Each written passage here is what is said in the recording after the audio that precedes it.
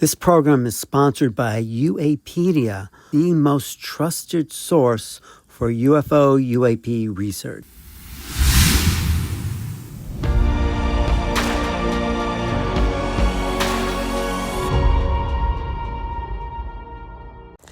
Up next is Doctors JJ and Desiree Hurtak on the Real Disclosure, and they also will be appearing on January 25th at the UAP Con live online event. That's why I really like the work of the Hurtaks, JJ and Desiree Hurtak, because they are always at the cutting edge of putting together a new sense of reality with their spiritual teachings, with their linguistic knowledge, with their understanding of ancient scriptures.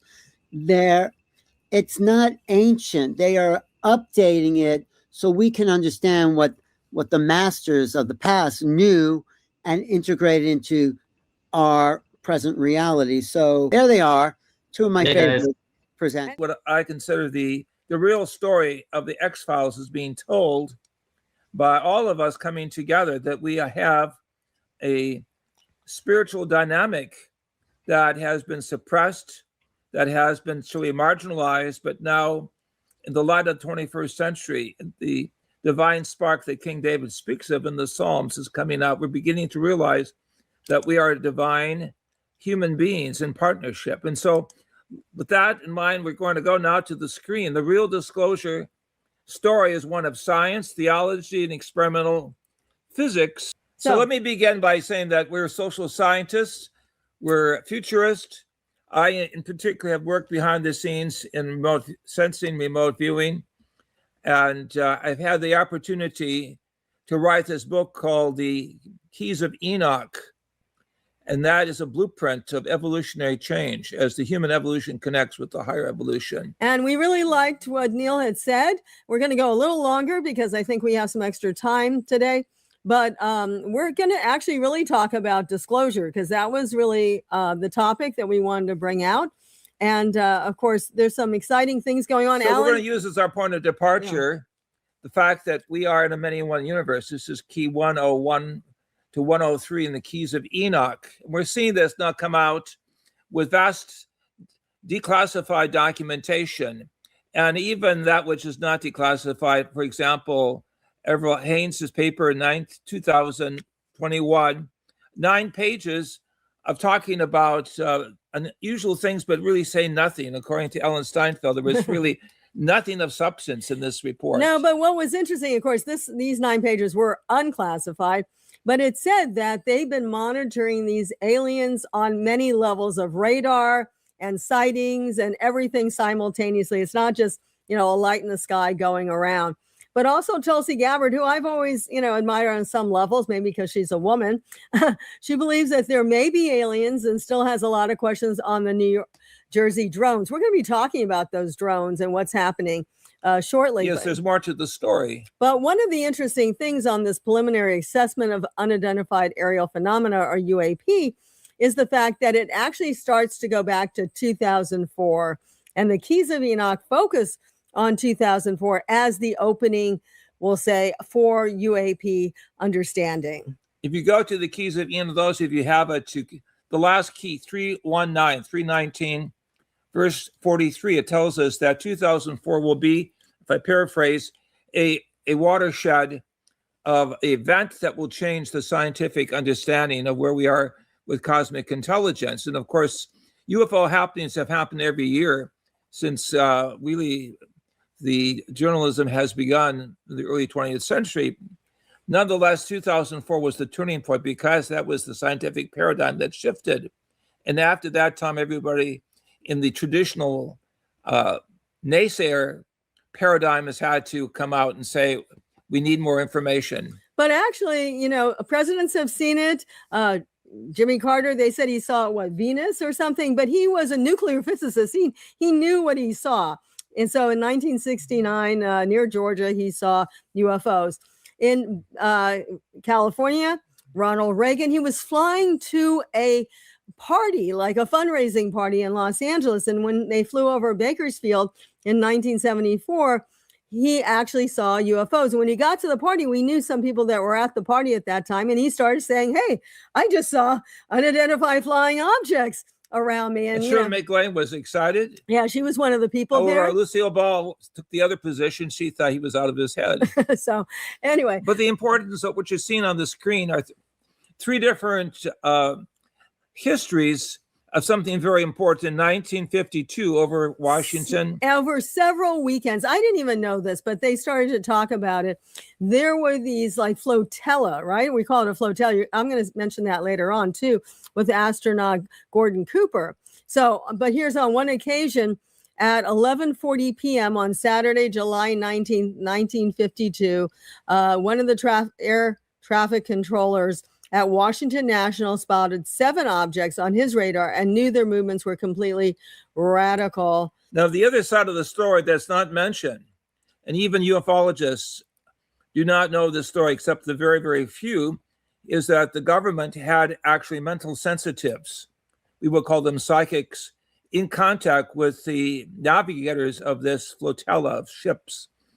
And the information, I've seen some of this declassified, was to show that they were watching the events taking place. Now, what's interesting is we were between the superpowers and nuclear weapon systems. Alan, you know, we were just in Mexico, and basically we went to see our friend Jaime Maussan, who, by the way, owns the Buga sphere. We got to see that too. I think we'll show it later. And he has this great program. It's called Maussan Television. Of course, I want to recommend also Alan's television, NewRealities TV. But in addition to that, and we put it on as a pointer on our YouTube channel, which is Keys of Enoch TV. This is a longer program. What's cool about what's going on YouTube is you can listen in your own language. So if you can understand Spanish, you can listen in the original language, but otherwise just set it to either, closed caption in English, or in this case, verbal. So basically, Jaime Maussan is the Walter Cronkite of Latin America. He speaks to 22 Latin American countries, and we were privileged to give a in-document penetration of what was happening with the airports in Europe that were being shut down. 24 airports were shut down. Can you believe that? Yeah. We were there in Europe at that time, in Poland at the Technical University. We talked to people in government. We talked to senior scientists and those behind the scenes, and everyone was clearly impressed by the fact that these fast-flying elusive objects were able to outdistance anything that NATO and the command intelligence system of the European countries were able to put into the air. So we were able to do a few programs with Jaime, but this one we want to show you if the video sounds okay. You'll have to let me know, Alan.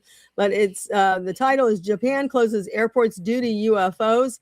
Sightings in Europe quadruple. So let's take a listen. It's a little bit of a long program, but I think we have some extra time, and it's really worth it because everyone's knew about the New Jersey drones. We talk about that. But this is the other side of the story. Right. What you're not being told, we're saying now in the context of this very important release, which happened on the same day, November 20th, of this disclosure. 1978, at the United Nations, Kurt Waldheim was in conversation with the most gifted ufologist. You'll see their names on the screen. On the far left, astronaut Gordon Cooper, who we work with, and with on a book called Doomsday Conspiracy, written by the famous novelist Sidney Sheldon, Jacques Vallée, Claude Puer from France, and Dr. Hynek, who I work with in Brazil.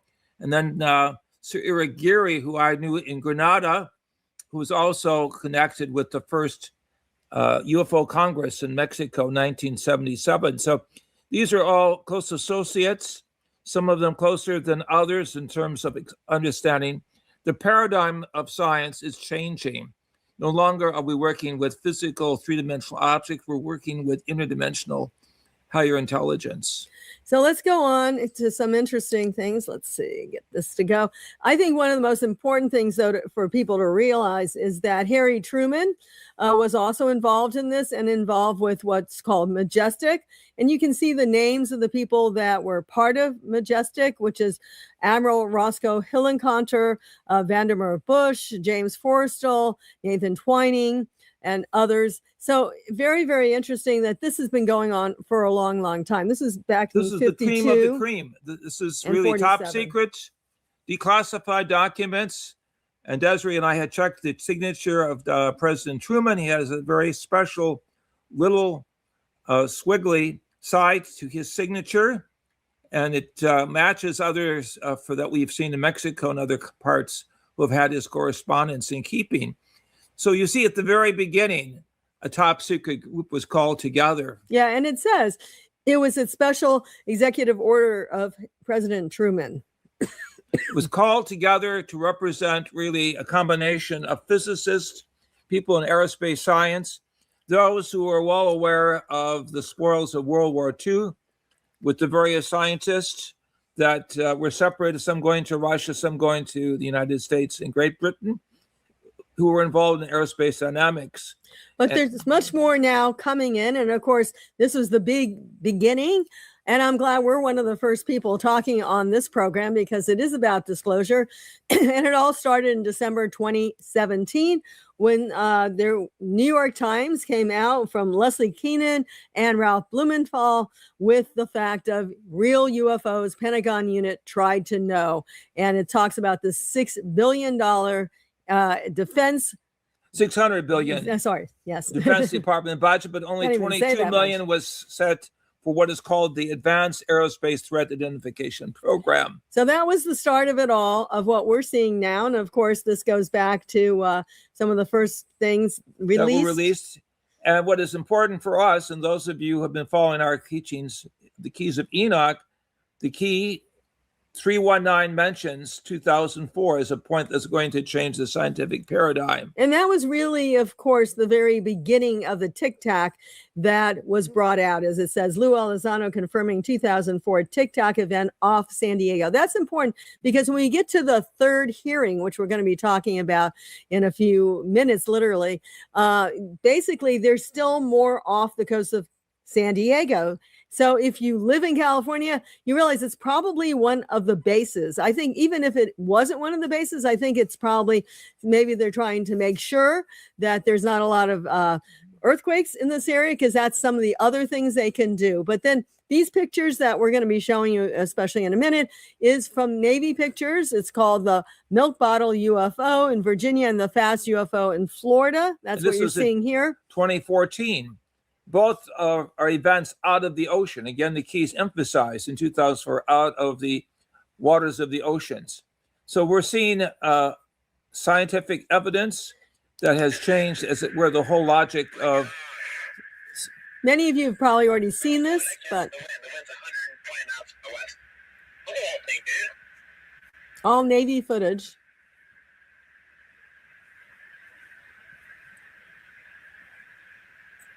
And so this was really the information that allowed congressional thinkers to change their minds and to realize from evidence from also other countries that we were in a orientation period with unidentified cosmic intelligence.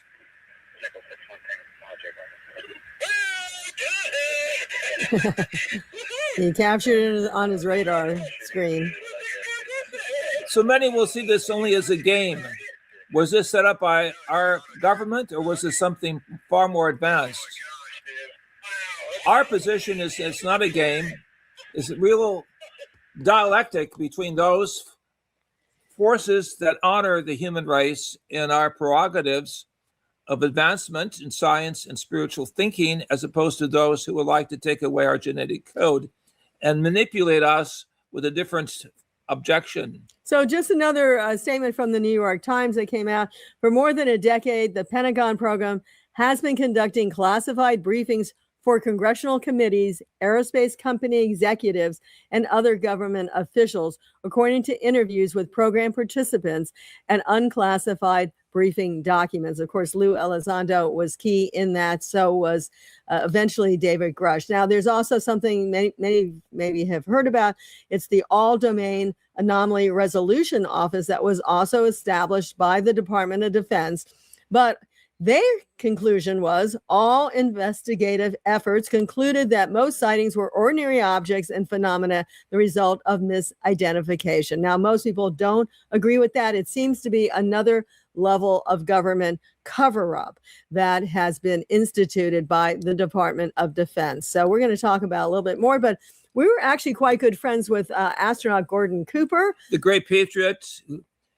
We read from the screen. In 1963, he flew 22 orbits in Mercury, quote unquote, the Faith 7 craft. On that day, it was said that he flew higher and faster than anyone in history. Of course, he was honored by John F. Kennedy. And in the book, you see on the right-hand side, Doomsday Conspiracy. We go into detail with Gordon regarding the story that was made into science fiction of a naval officer who had actually had contact with cosmic intelligence in Switzerland. Right. So we were consultants with Sydney on this book, and we brought in Gordon to tell Sydney that these things are real. And he totally believed it. In fact, of course, it says in 1963, he flew as an astronaut, but also he had occasion in 1951 to have 2 days. Again, this doesn't just happen for one day. The whole situation with Bentwaters, as we'll talk later, the whole situation also with the Tic Tac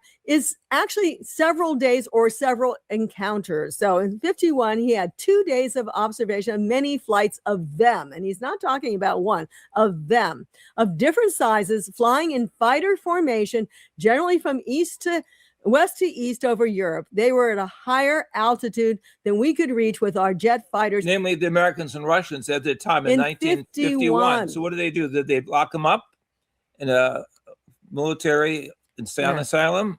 No, they made him an astronaut. And he says that they were in a flotilla. It wasn't just one guy that, you might just see coming through or some sort of light flash or anything like that. It was a flotilla. And he told us that the Russians were also paralleling his jet plane. He was Air Force at that time, and that they were actually also looking at them. So basically, he reported it. What did they do? Put him in an insane asylum? No, they made him an astronaut. Why?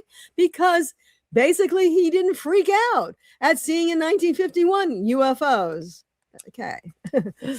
Another important benchmark was 2013, what is called a citizen hearing in Washington, D.C. And here we see the testimony of Robert Salas.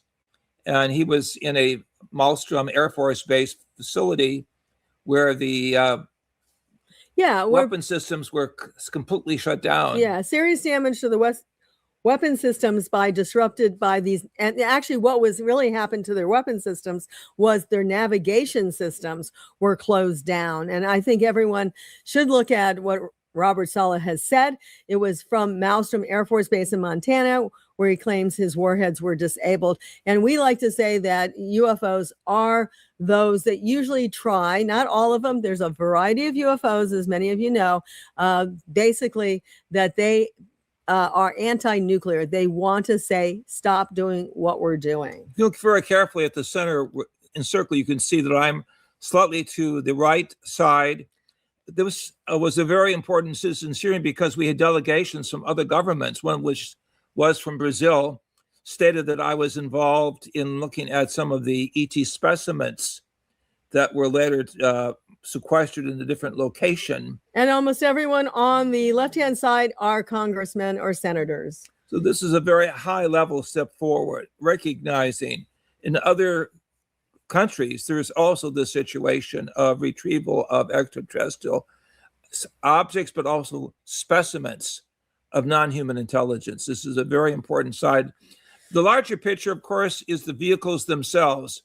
And on the right-hand side of our next exhibit, you see a pyramidal-shaped geometry. This is very important. We'll get to later.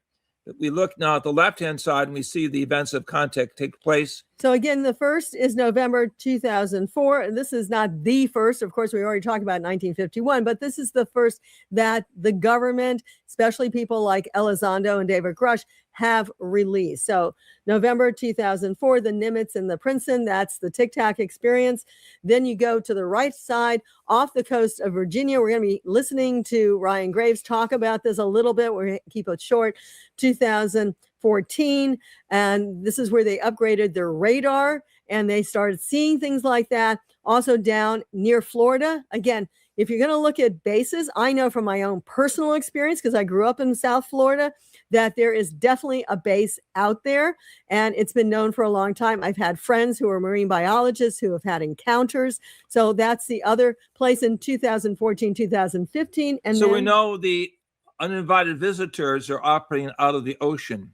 Bases off the East Coast, West Coast, bases off of the East Coast of Mexico, as well as the West Coast of Mexico.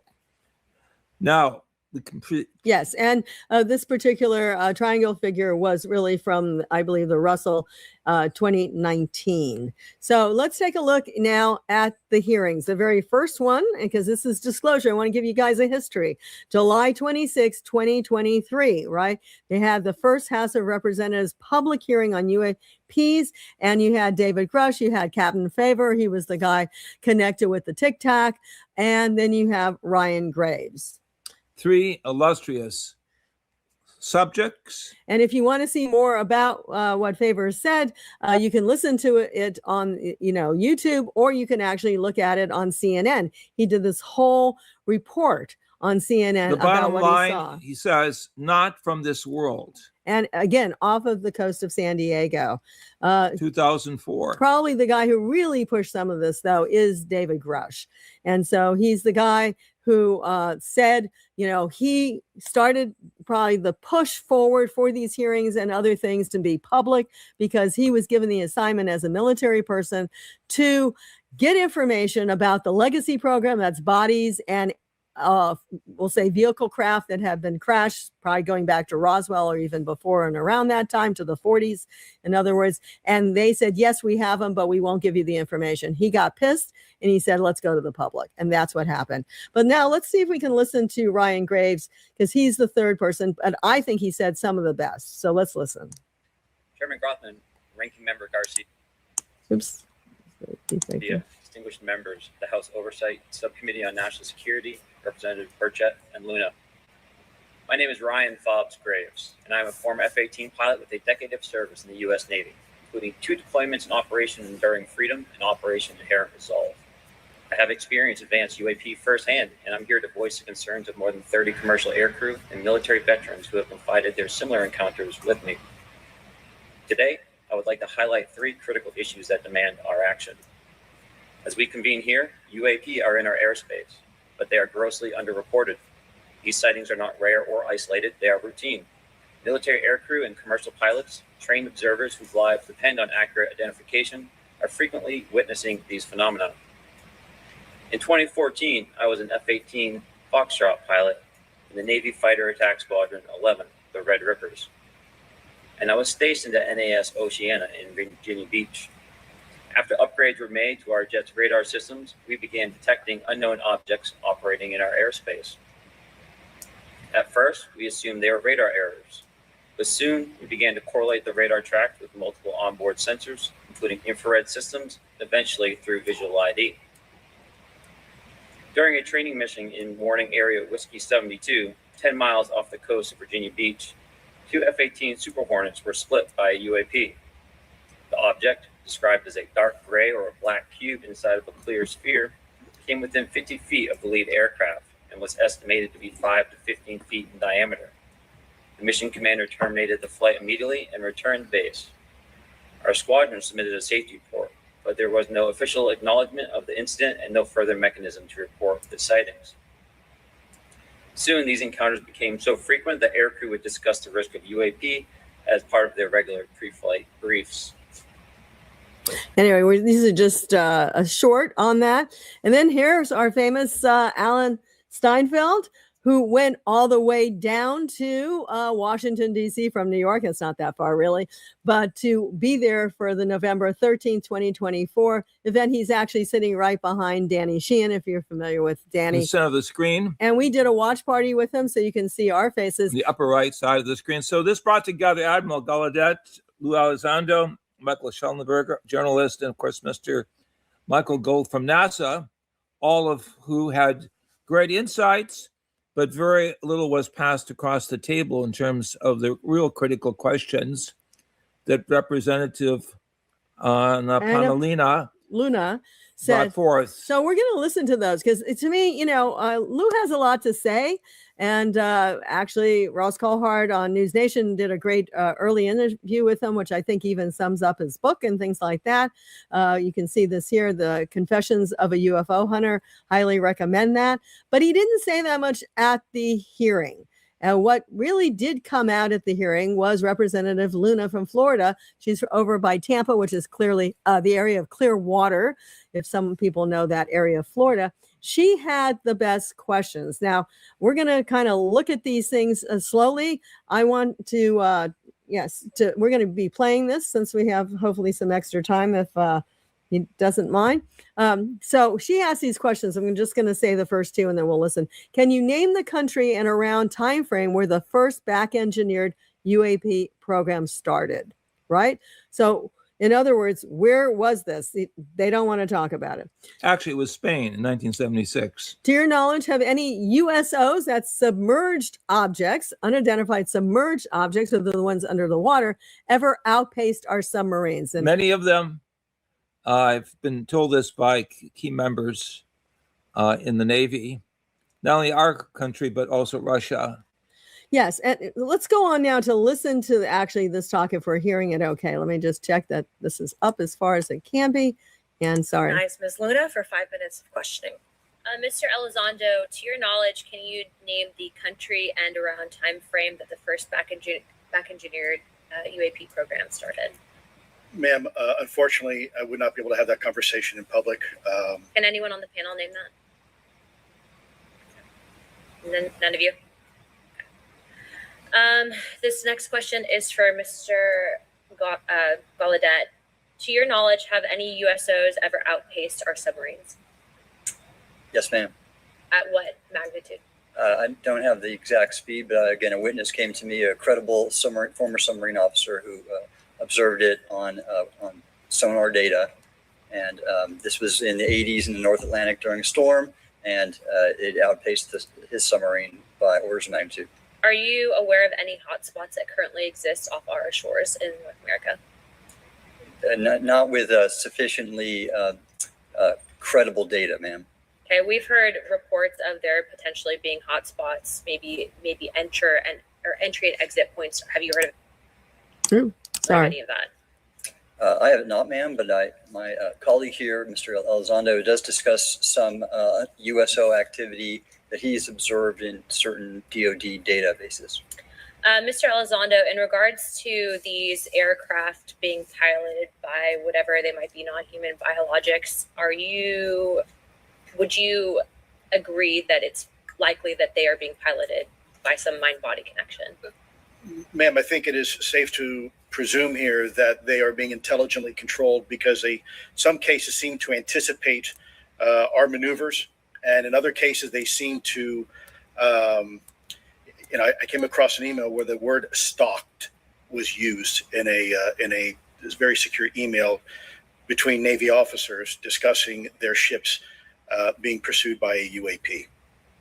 So we're just going to read the other schedule. Hold on, it's always hard to go. The next one, when I play a video. Recognize Ms. Luna. There we go. So we're not going to play this. We're just going to read her final questions, and you can look at this at the UAP hearing for 2024. In our previous panel, this is what she said. We had David Grush, or she said Grush, and he had testified to say that some of these were interdimensional beings. I mean, can you imagine? Here's a representative from our Congress saying interdimensional beings. Can you speak at all on that?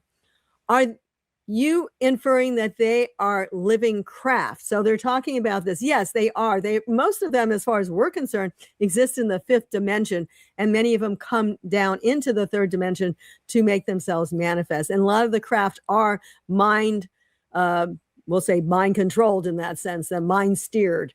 So, Number 6, do any of you ever come across reports from people that claim to have firsthand experiences with these entities, whatever they may be, or these aircraft, and then as a result, whether or not they are religious, find that these things automatically disappear? The bottom line is that spiritual thoughts or religious vibrations have something to do with contact as well as the avoidance of contact. In our research throughout the world, we have found that the use of sacred mantras or spiritual expressions of energy used positively can avoid certain situations of negative contact. Why? Because as Neil had said in the previous talk, it's all about consciousness. They're working with us through consciousness. You suggesting that them. the human mind is hardwired for higher levels of vibratory communication. This is very important in our research, our books,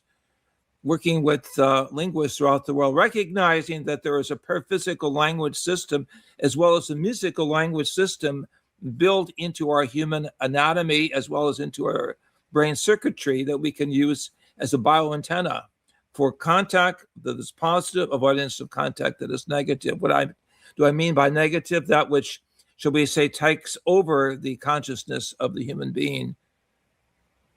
We continue. Yes. So just quickly to read 7, people say that there is good and bad, whatever these things are. And that's, we'll agree with that. Basically, there are positive ones that can feed you information that's not on par.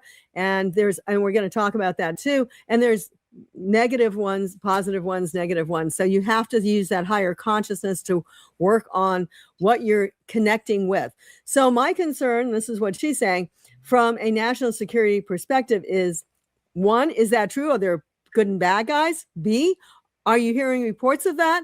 And C, I think moving forward in regards to technology, Mr. Gold, he's the guy from NASA, if you can answer this real quickly, some of these aircraft, it seems that they are operating off of energy that we do not currently have. But just yes, no, in your opinion, if we were able to obtain that, would the impact for humanity be for the better or the negative? Now, basically, that's one of the main reasons. Actually, all these are the main reasons why disclosure has not happened. 1, back engineering technologies. Since the 40s, we've been using that technology. We're going to talk about that shortly. 2, it's complex.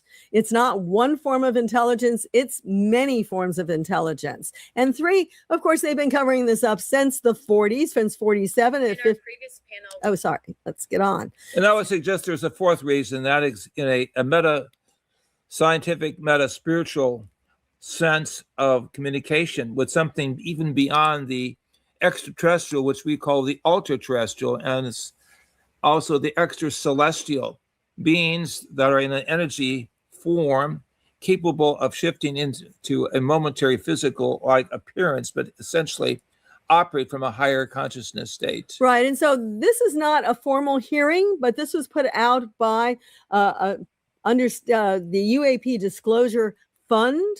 And they had Avi Loeb, everyone's familiar with him from Harvard, Admiral Gallaudet, who you just heard, Eric Davis, who you'll hear more about, Representative Luna, Representative Burleson, Representative Burchett, Chris Mellon, Lou Elizondo. They all got together. You'll see them on the left-hand side of the screen. On around beginning of May 2025. And later on, and I have to just put this in, that there's Kristen Fisher, who asked the U.S. Congressman if aliens were real in a latter talk. But what happened is Davis, actually, and you can see it on the various links, said there's 4 types of ETs during this conversation in early May: Greys, Nordics, reptilians, and insectoids. I'm going to just play this really minute and a half Keep short in mind, thing. this is now 2025. Yes, of what he said. We have any comments on whatever species that That's the Representative Burleson, I believe, asking. Are they multiple species? Are they what's their size? They're usually on a craft. That's Davis talking. People were talking about reptilians and insectoids, and stuff that they're reptilian and insectoid and stuff. They said to the Pacific, I'm not talking about insect, because they have this head, organs, and torso. Large, small, human size, human scale. And are they how do you recruit? Well, the Greys are familiar with investigating the crashing, which is misnamed crashing Roswell. Instead of crashing Roswell, crashing in Mexico.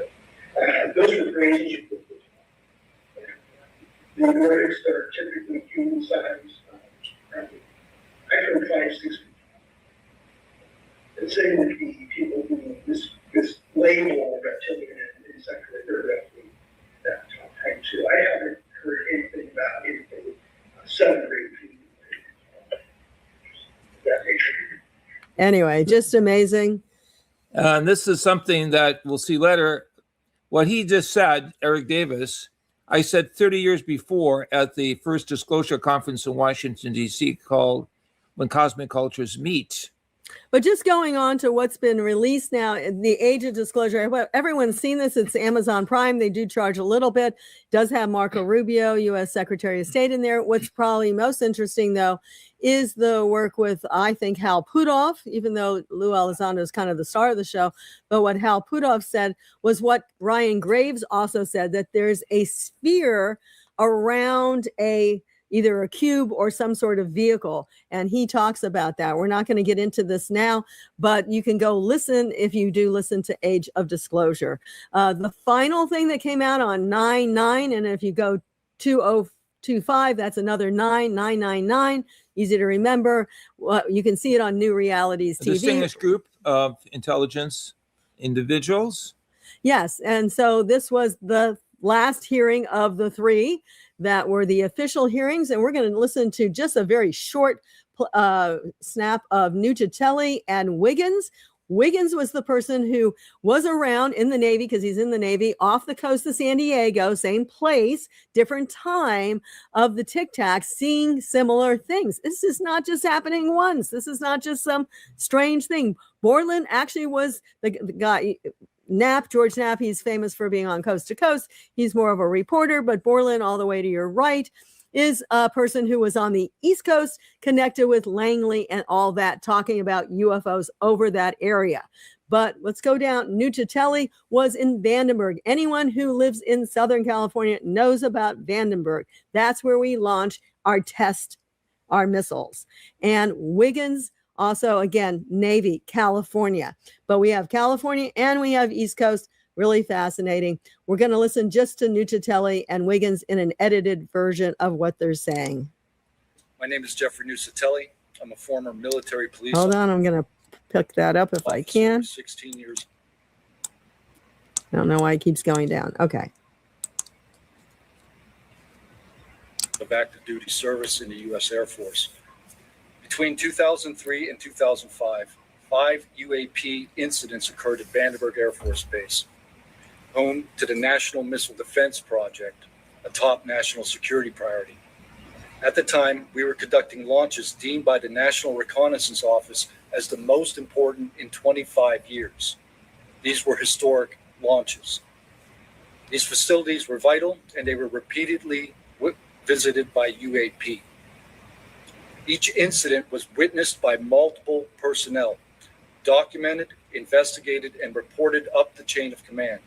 We sent information up, but we got no guidance down on how to handle these events.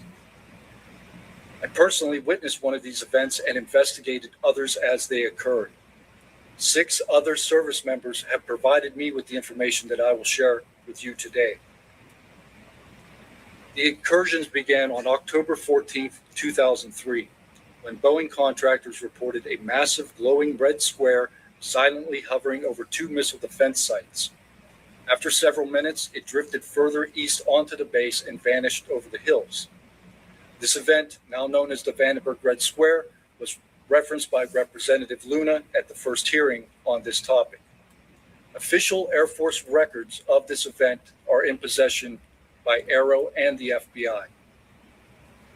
Later that night, while I was on duty, security guards at a critical launch site reported a bright, fast-moving object over the ocean.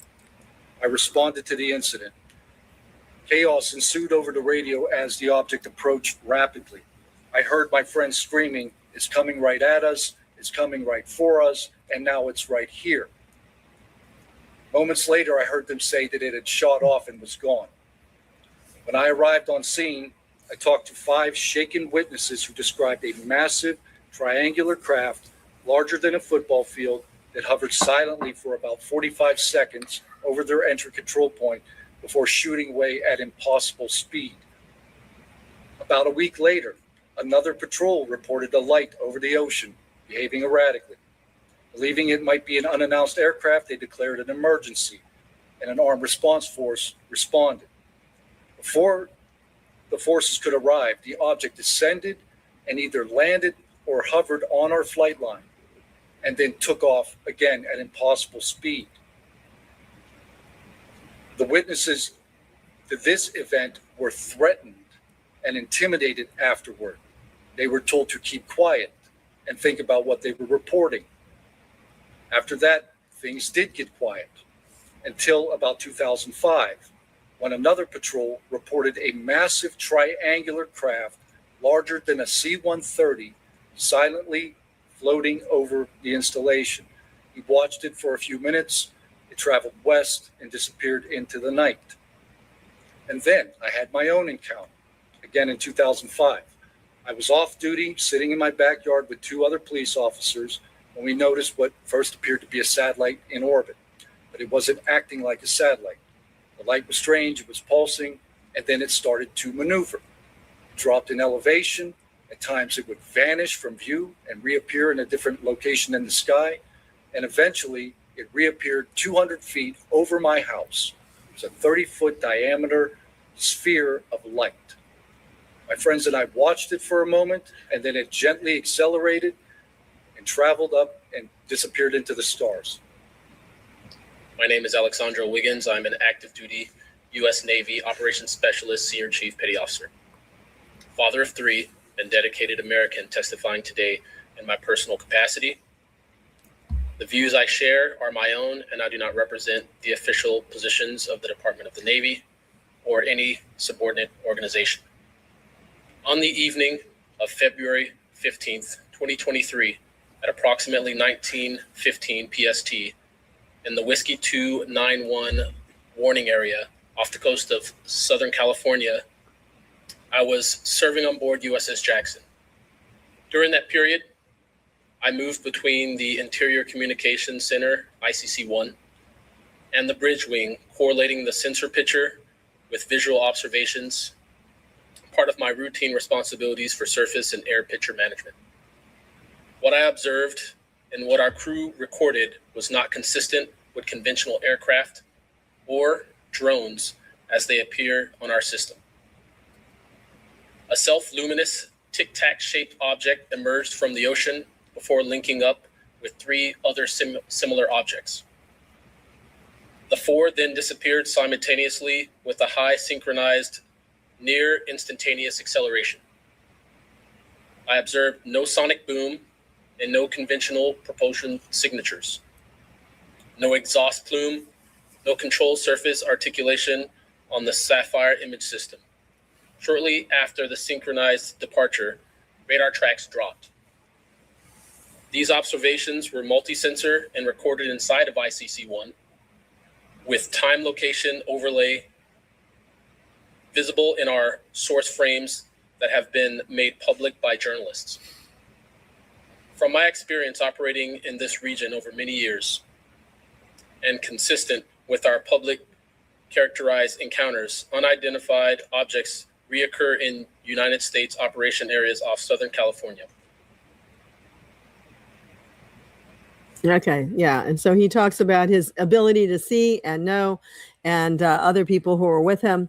So please listen to the fuller programs. They're all, many of them are on NewRealities TV. Otherwise, you can find it, and that's on YouTube, of course. So this is an update of a vast warehouse of information, ancient documents, etc., going back to World War II. Right. So the real question is, really, when did the cover-up start? And then actually, you want to look at Roswell, but actually it started by Winston Churchill. I know, don't, be shocked. He ordered a UFO cover-up because on the 5th of August, 1944, during a confirmed military sighting of a UFO, then he actually said, we can't talk about it. It's in the middle of the war, and he didn't want to start going there. So then a secret 1957 report prepared for Britain intelligence chief says that there was an average of one sighting reported each week during in the 40s and 50s. And then in 2010, this 5,000 pages of correspondence were released by the Ministry of Defense and the National Archives for the public. And you can see here the different types of UFOs. This all came out as part of the archives that was released. As a footnote, actually, the retrievals began in 1941 in Cape Girardeau, Missouri.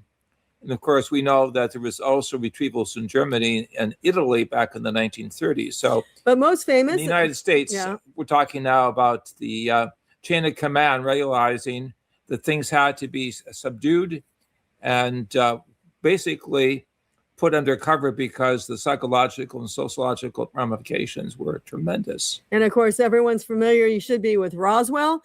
And of course, what's interesting, you know, it wasn't a hot air balloon. There was writing on a metal beam.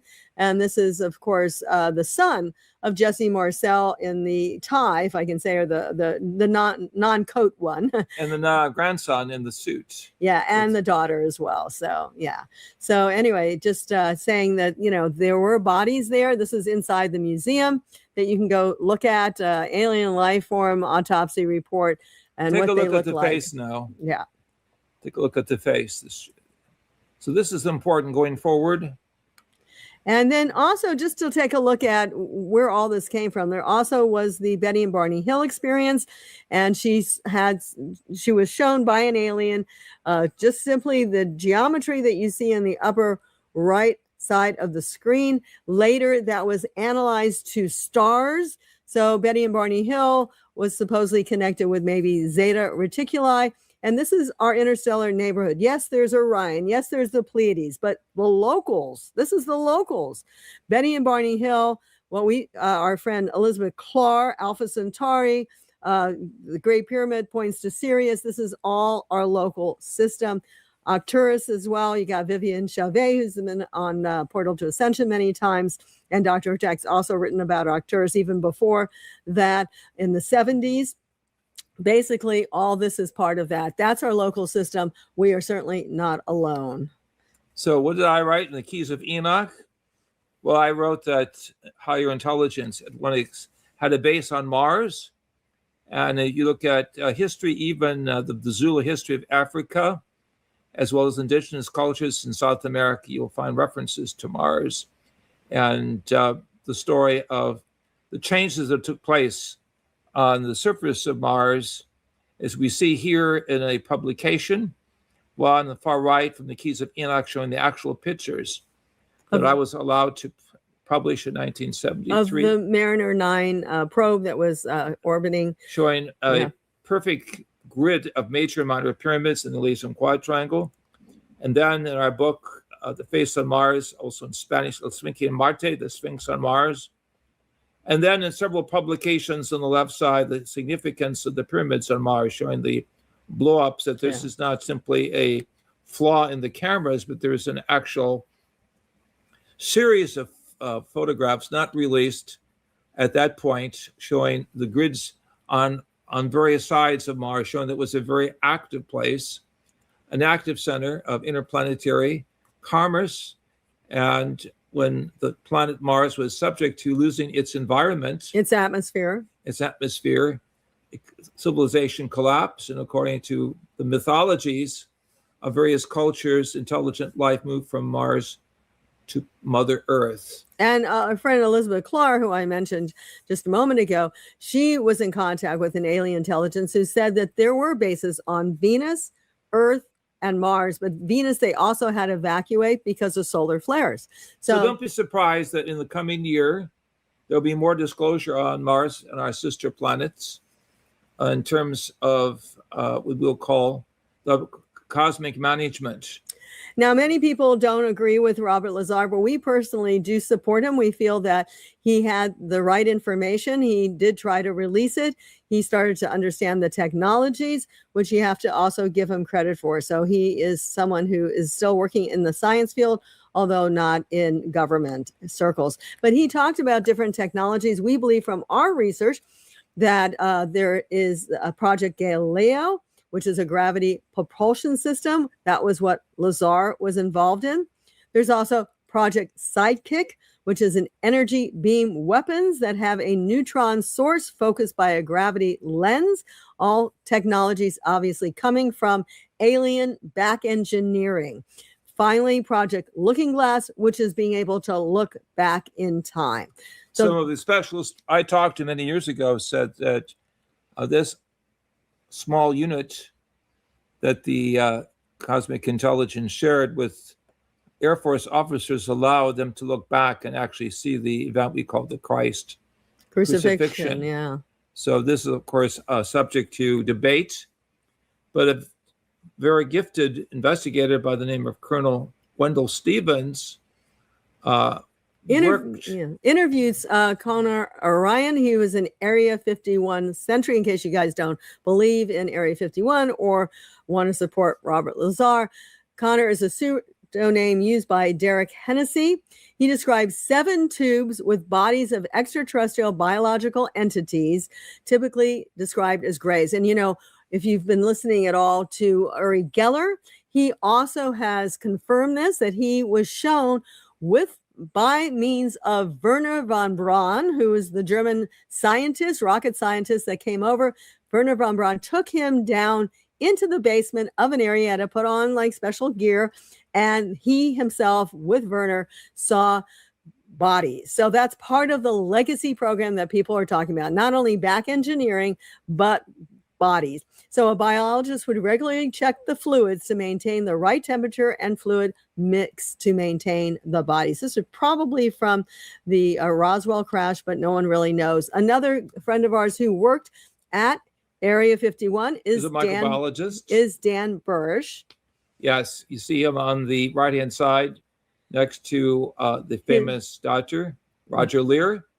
And then Marcy, his wife, who was the daughter of the famous admiral in the U.S. Navy, and then myself, conferring on the details that Dan had investigated. And so we work with Ron Gardner, who's the book you see on the side. And this picture is with the helmet on Dan Bursch. It's, of course, an illustration of what his encounter with a live alien at Area 51. Now, why would he be involved? Well, this is what we're getting close to, the fact that this alien actually had neuropathy. And he was hoping that Dan, as a microbiologist, could help give him the enzymes, the proteins, the whatever. That was the question mark, of course, to help their species. He could fly here, but they couldn't help their species without us. So what he's doing there is he is projecting his thoughts to Dan Bursch. He's showing him, and Dan talks about this. You can find him online, and he's actually coming out with more and more recently about the history of the planet, about how they live on the planet, about how they are. All this just went right into his brain. It's almost like Spock giving that kind of special thing. We would call it telethought communication. Yes, but it was quick. I mean, he couldn't sit there. He could talk. Supposedly some of the aliens can talk. So but these are all provocative scenarios we're seeing. Yeah. Bodies, communication with non-humans, evidence that we're not alone.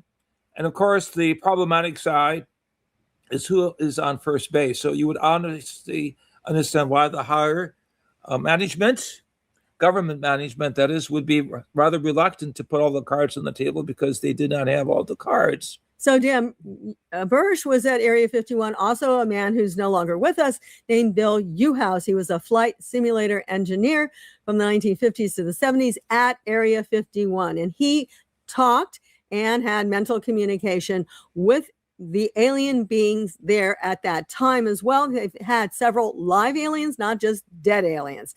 And they would tell them how to back engineer the technology. That's what Bill Uhouse said. He would talk, he would find the information. They had to ask specific things.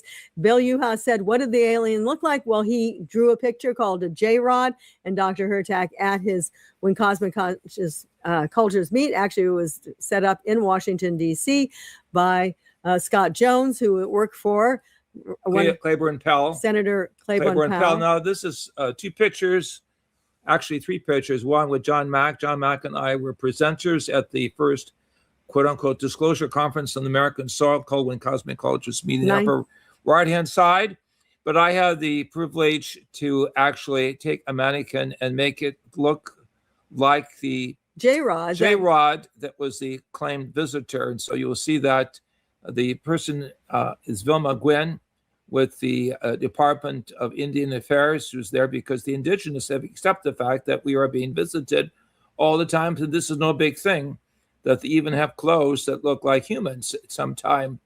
The idea was to break the cultural shock and to show that we in the West have to look more to the indigenous traditions of the world to understand that we have never been so isolated.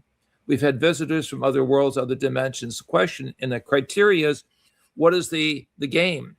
Do they respect us? Do they believe that there's a higher divine source, a higher purpose, a cosmic law, or they are simply using humans as poachers in a game reserve, taking us and using us like deer, taking selected genetic materials, precious bodily fluids, and making their own hybrid intelligence, which would be horrendous and would validate the Hebrew Christian scriptures. We would call the war of the gods of the Nephilim, those who were cast down because they went against really the cosmic law. So let's go on. There has been technology. It says U.S. Air Force, U.S. Army. You can see it there.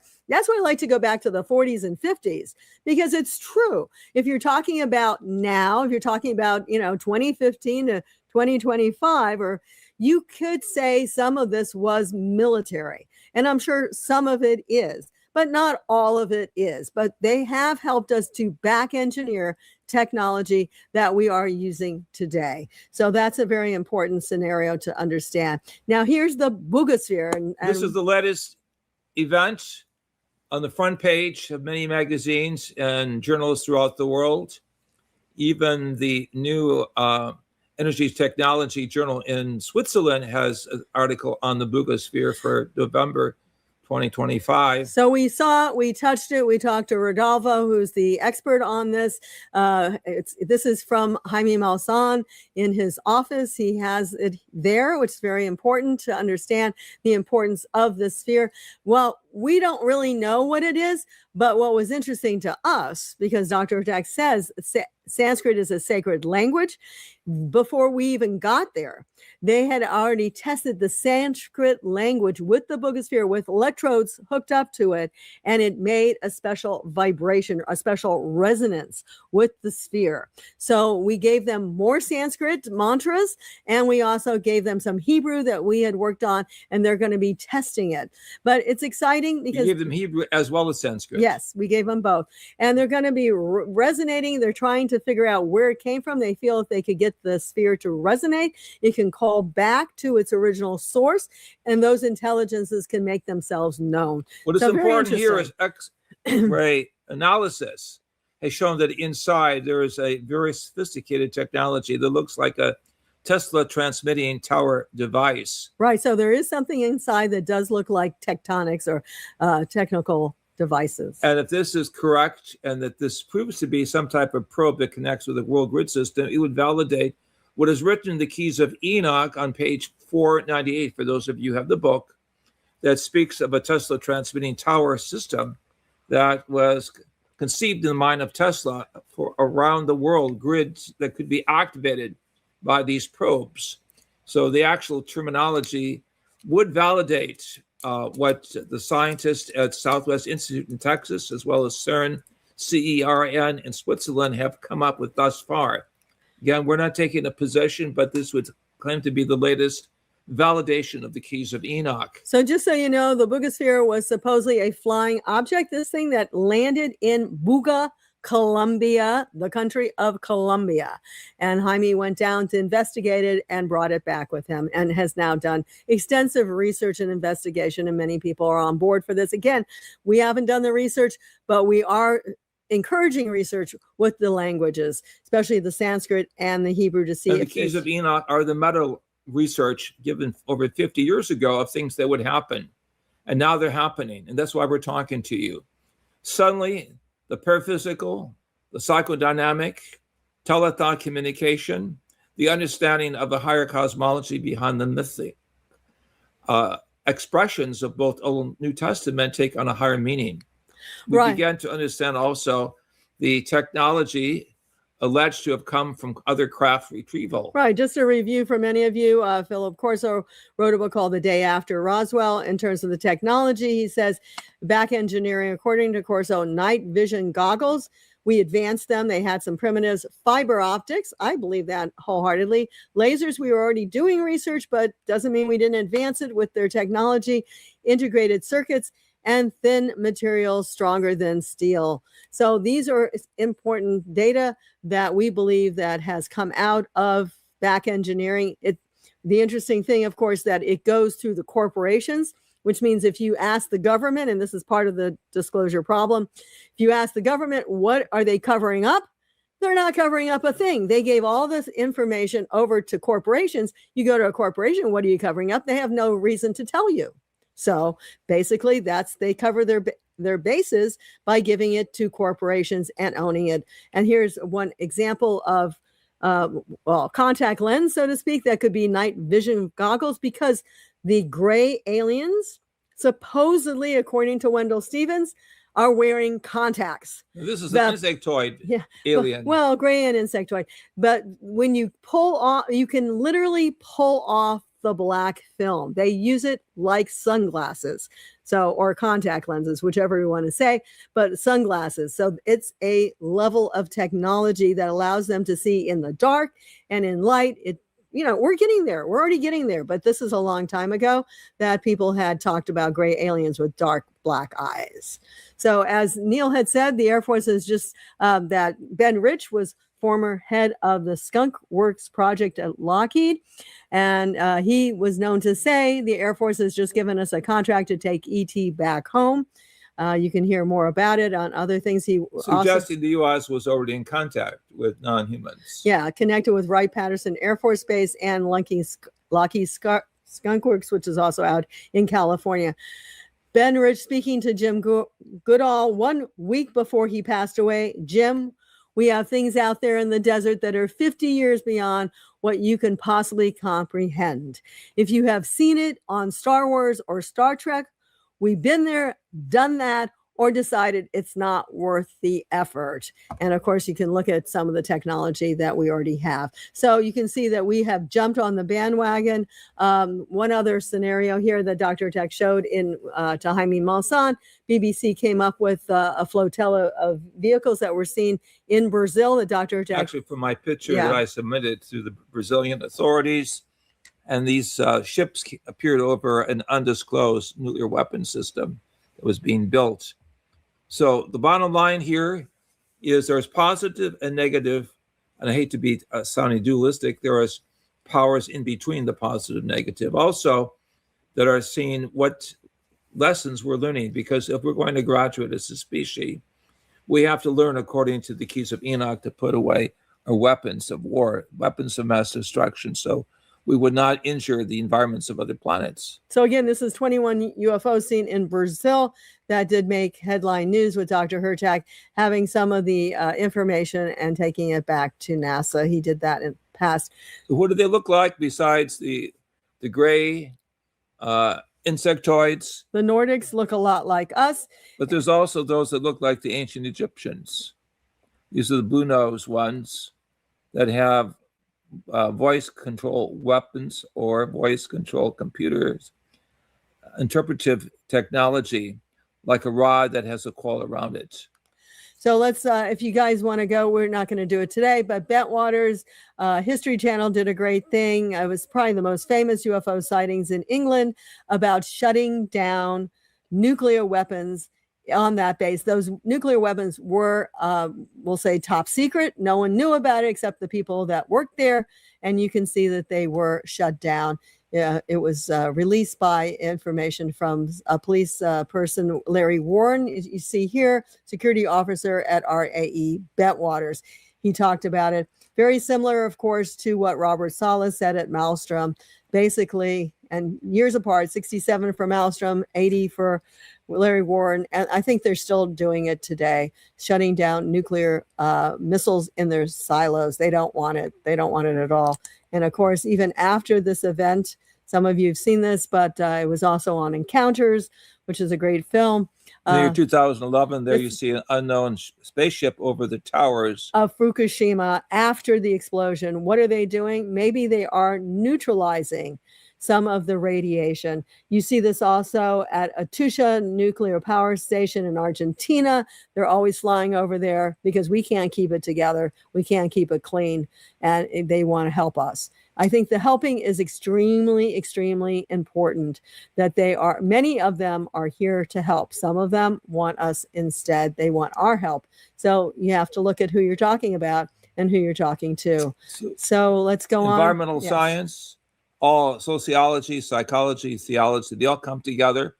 We put together some years back a basic model of 6 of the commonly seen forms. On the upper right-hand side, the tall whites represent the Europeans. And then next, we have the insectoid, the praying mantis. We have the hybrid grays, which are a combination of genetics from animal and human sources extracted by the negative ETs to make these hybrids. The grays, the conventional grays, of course, there are many categories, as many as 7.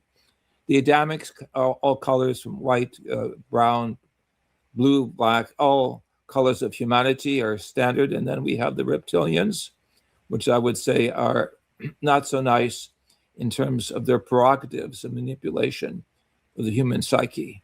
Right. So actually, Craig Campobasso is going to be on tomorrow, but Dr. Hurtaks written up in the book about Arcturus. That's the section he's written up on, the Extraterrestrial Species Almanac. The friendly folk who want to help us out of this dilemma. Which has also been made into a movie that Dr. Hurtak and I are both in. So just to give a plug for that, about 81 different extraterrestrial species that Craig has put together. We've also put together some ourselves that we use. And just to go on, why are they here? Well, I wish that Whitley Strieber was here because he and Linda had a talk about this. This is Linda's book. It seems that they may be looking for certain elements like gold. People are always talking about aliens and gold or copper. Some of our bodies have a lot of copper in it, and maybe also the animal bodies have a lot of copper. And I also would suggest they're also looking for our soul. Well, that's the next our consciousness dynamic of why we think, why we're connected with the higher mind of the universe. And one of our good friends was Virgil Armstrong. In fact, Alan found this book for me. They need us. We don't need them. That's not true for all the aliens again, but those are the ones like the one that Dan Bursch was talking about. They wanted our help to get them to stop degenerating. They've cloned themselves too long. It's kind of like incestuous. They need more fresh material. It's nice that they ask versus take. Many of them take. Now, another thing that Whitley Strieber talks about is the fact that his being that he saw actually doesn't physically travel. They create gray aliens. They put their consciousness in the gray aliens. So the gray aliens themselves are containers. You may have heard some of that. And Nigel Kerner, who's no longer with us, but some of his associates have been talking about it, wrote this book, Gray Aliens and the Harvesting of Souls, the Conspiracy to Genetically Tamper with Humanity. So you got the positive and the negative going on simultaneously. But the fact is the gray aliens are containers and they wanted our souls. Why? Because we actually do have a higher soul. This is we're connected with divine source. And then my experience with divine intelligence was to show that beyond the grotesquerie, these lower, what they will call bioengineers tampering with the human genetic code, there was a higher story coming. But that is divine intervention. So we have to hold on to our common sense and also understand that we can discern through the vibratory levels we have, through higher positive spirituality, through musical harmonics, through the compassion of our heart, that we are not simply going to surrender our privilege, our identity to those who do not play by the rules of cosmic intelligence. Right. And just a plug for Spielberg's Disclosure Day coming up, as you see, 6/12/26. But actually, it seems a lot of fear connected with it, which I'm not sure if that's really part of it. But let's look at the hidden hand for a minute. This is something from Alan and all of our good friend James Carmen.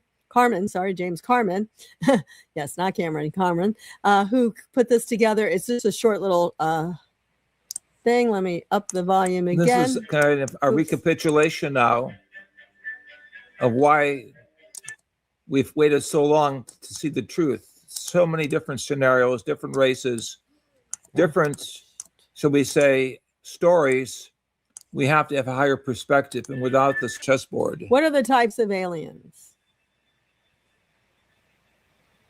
By the way, We're going to wrap this up kind of shortly.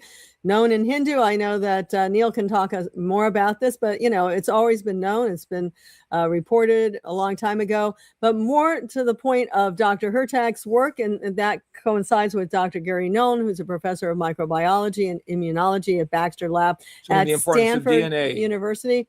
Professor Nolan says that DNA has a structure of life are 9 billion years old. The Earth is only 4 billion. If we trace back to the original simplicity, it takes us 9 billion years into the past. So Dr. Hurtak quotes Genesis 3:21, and Yahweh made garments of skin for Adam and his wife, and he clothed them. Weren't we before that? Light processes. So going from light to physical matter, we took the codes with us. The codes incarnation on this planetary cycle of creation, according to God's plan or divine source, we're but one of many systems. And this is pointed out in great detail in the Keys of Enoch, where I show how in Key 202, 6 different information fields of knowledge, the real God code teaching, this is 30 years before Greg Braden, illustrates in different ways how the mantra-like vibrations of the vibratory biological code are connected with a higher programming process, right, where the divine letters we find in ancient scripture, the Hebrew Aramaic, actually process the combinations for the 7 different levels of our consciousness, commonly called the seals or the chakras, through which we emerge as human beings. So we were first light beings. We had the higher coding from the divine name. And then basically there's only 3 letters in 4 places for the divine name.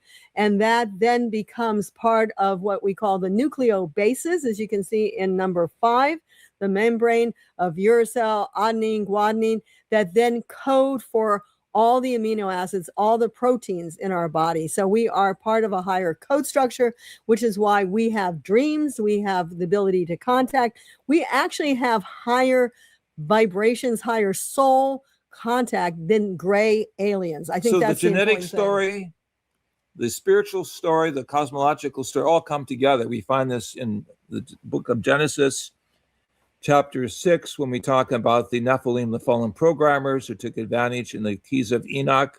This is illustrating great depth. In the historic book of Enoch, chapter 7, again, the intervention of the angelic or higher intelligence had to take place because of the mischief of those violating cosmic law and coming into a different planet and destroying their genetic resources. And in our opinion, we have not evolved on this planet, although we talked about 3i Atlas showing us that microbial life could be transplanted through something like 3i Atlas, but ultimately we were brought here, and so were the root races. So here I am with Dr. Jaime Maussan, just Jaime Maussan. Unfortunately, I think he's not a doctor. And he was the one that researched Carlos Diaz's vehicle. Just to show, we're going to wrap this up fairly shortly. Carlos Diaz's vehicle was a light ship. It wasn't a physical metal. He walked right through it. It wasn't like a door would open.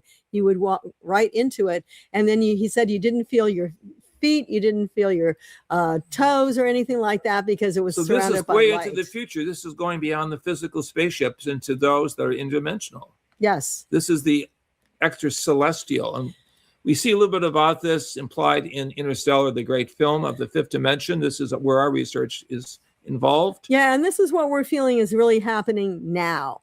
That basically, if you remember the film Interstellar, if not, please watch it. Basically, the planet was going downhill.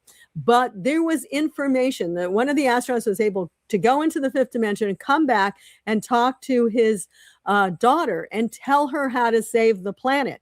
Okay, well, it's the same thing. We are being told how to save the planet. We're being told what's going on. It's not coming from just physical ETs landing somewhere. It's coming from a higher dimension. It's coming from higher information. And they are here to help us, as Lynn Buchanan said, Popocatépetl in Mexico, 25 miles west of Puebla, 54 miles southeast of Mexico City. If it goes off, 9 million people are affected. A couple captured this vehicle.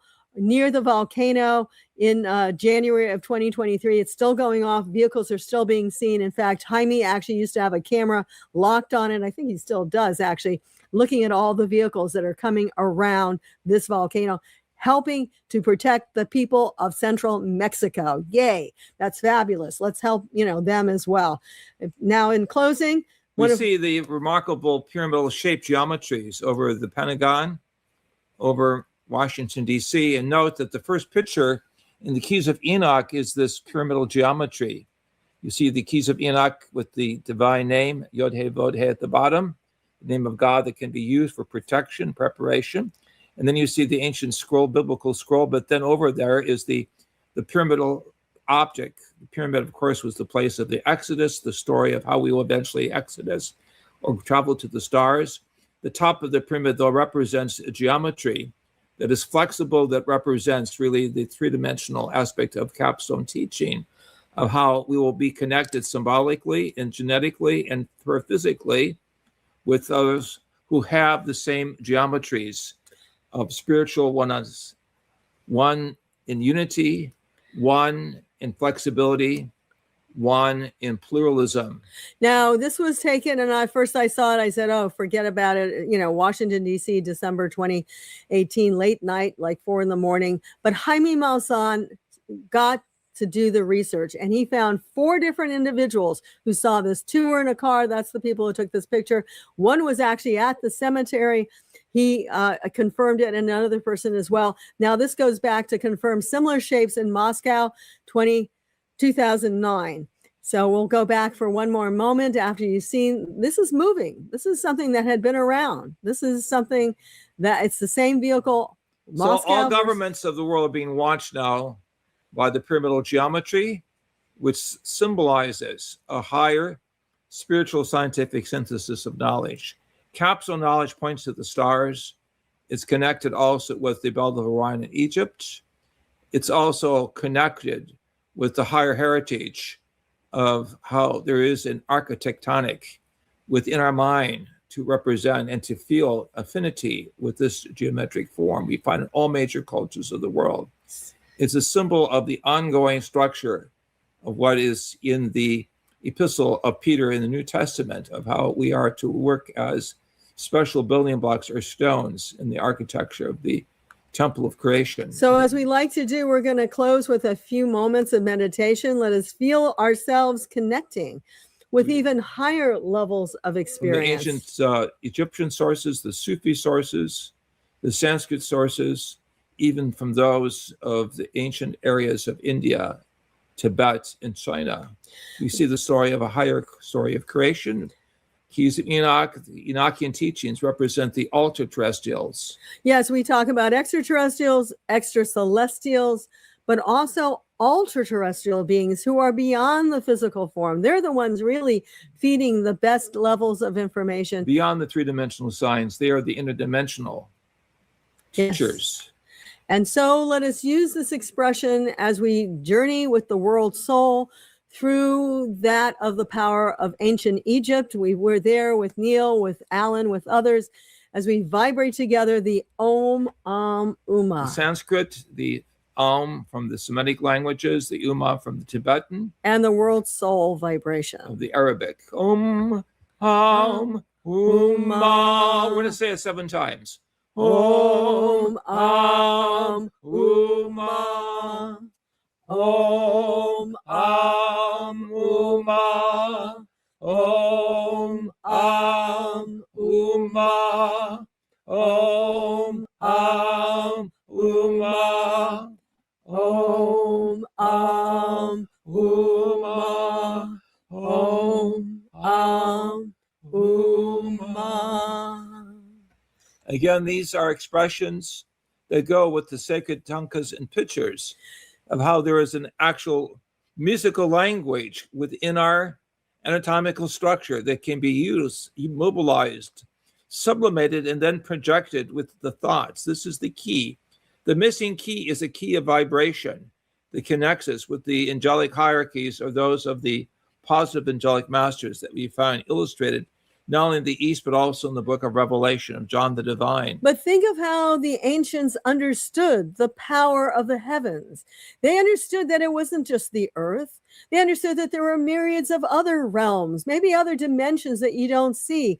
And so they understood that there is that centering force that brings it all together, that can aid us, that can help us, that can lead us, that can guide us.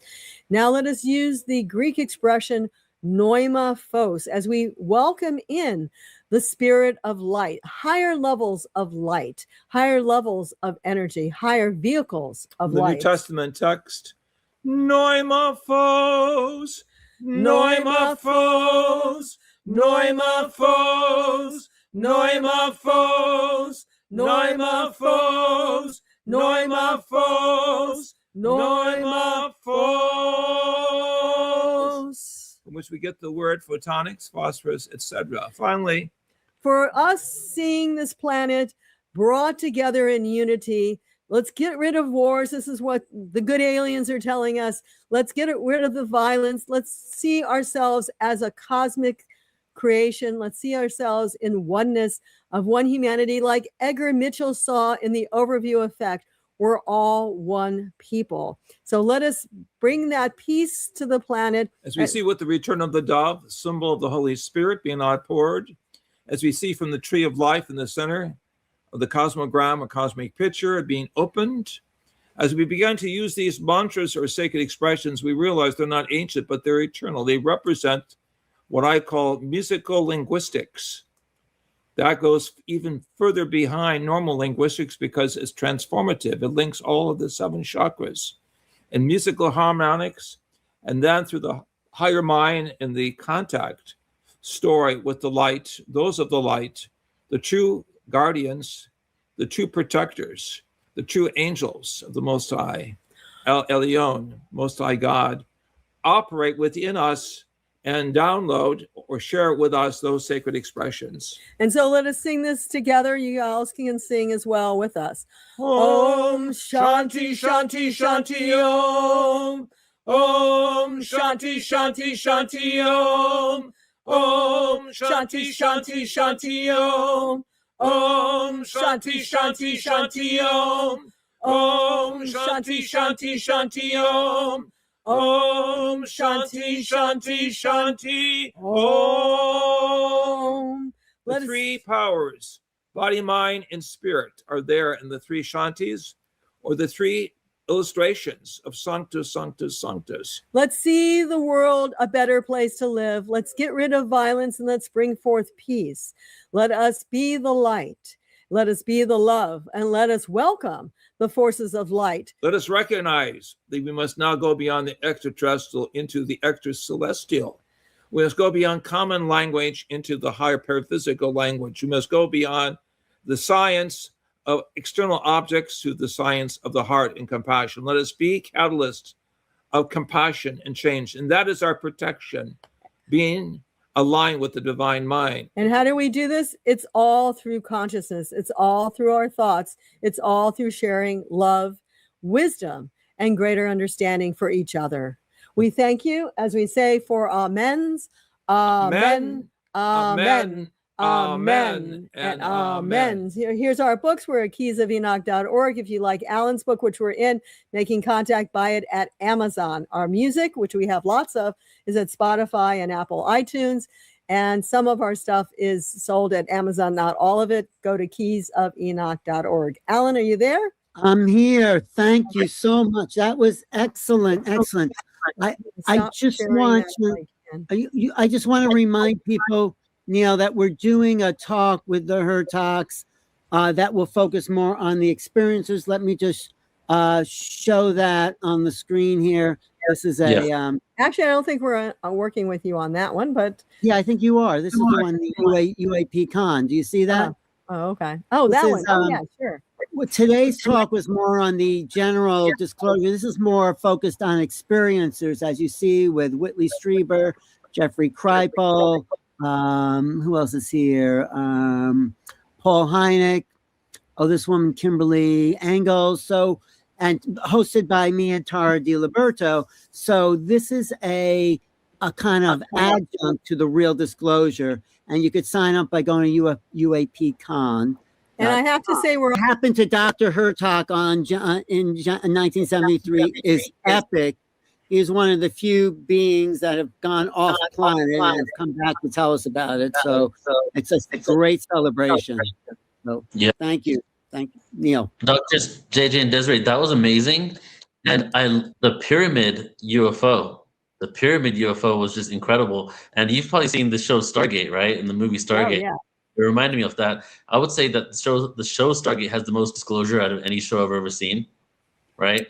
And just yes. Yeah, I still watch it. Yeah. Again, for those of you who are watching this, again, our book is available on our website. keysofenoch.org. It's only $50. It's not like $400 by those that represent us. We want all of you to know that there's a higher connection with the divine source, whether it's in the Hebrew, the Aramaic, the Greek, Sanskrit, whatever. The situation we face is one of divine intervention. We're dealing with crazy events on Mother Earth. Unless we pray and meditate daily with music and have compassion, this all is a game of the lower minds of science who want to invent new military weapons, want to test weapons in outer space, want to blow our planet potentially apart. This all has to come to a stop through devotion. So again, I ask in the name of the Eternal One, the Most High, the Supreme One, we must dedicate our lives to the spiritual path of the extracelestials, not extraterrestrials. That's the game that's passing. The higher game is all of us going into a spiritual resonance of love, light, and wisdom. Well, that's exactly what we'll talk about on January 25th with the UAP Con, is a UAP conference talking about the personal effect of dealing with the phenomena. And it's related to a new website called uapedia.ai. I'll put that in the link. And this is like, how do we take the efforts of disclosure and bring it back to the people who are having the experiences? That's exactly. And Neil, we want to thank you for the work that you're doing in consciousness. Again, everything you've said in part 1 is in our other book, Mind Dynamics, Space and Time. Yeah. The scientists are on the side of the new consciousness physics. Exactly. And without higher consciousness, it's simply a game of information for the very few. We have to go with the other 99% of humanity that comes through the heart into the recognition of the divine human partnership. I agree 100%. That's why I love having you guys on, because I could have you on a super esoteric, far out there event. Could have you on one where we're kind of in both worlds, and you really make consciousness palatable to the mainstream. You know, so I really appreciate everything you're doing and our long relationship of creating together. And before we let you go, I have a question for you. So the UFO sighting that you saw in Puebla, that was caught in Puebla, are there a lot of UFO sightings in Puebla? And then Desiree, you also said that they were protecting people of central Mexico. So I'm curious, can you expand on that a little bit? Why do you feel that was happening? No, I mean, it was the UFO over the volcano. We believe that actually with the solar flares, there's more earthquakes and there's more volcanoes. That you'll see tomorrow night if you join us. But bottom line on that, they can stop the earthquakes. And I do believe a lot of the San Diego sightings off the coast of San Diego. Someone asked, when you say bases in San Diego, do you mean military or ET? In that case, it was ET bases off the coast. There's a ET base off the coast of Florida, off the coast of Miami, Fort Lauderdale. We did the boat cruise there. That was really cool. And there's also one that people are claiming off of San Diego. But I also think they have a way of neutralizing the buildup of tectonic plates, and they can do it from one particular position from the water. And so I think they're doing that as well, and they're helping. And that's the whole thing with the volcano, is that they can neutralize that. And they neutralized also the nuclear radiation off of Fukushima. So the good guys are really here to help, as Lynn Buchanan said. The Keys of Enoch, there's a picture of the North American continent with the dove returning. The return of the dove is the coming of the divine or Holy Spirit. And the center of Mexico has the head of the dove.